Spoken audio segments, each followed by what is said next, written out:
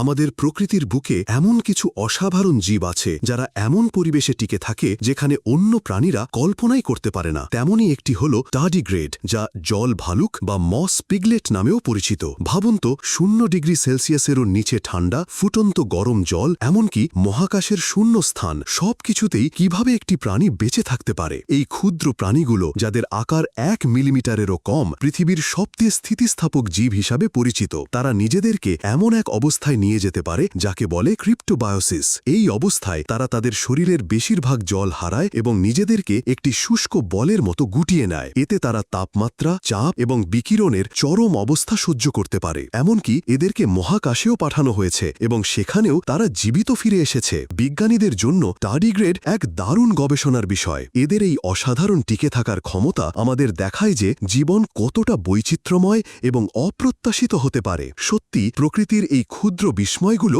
আমাদের চিন্তাভাবনাকেও প্রসারিত করে।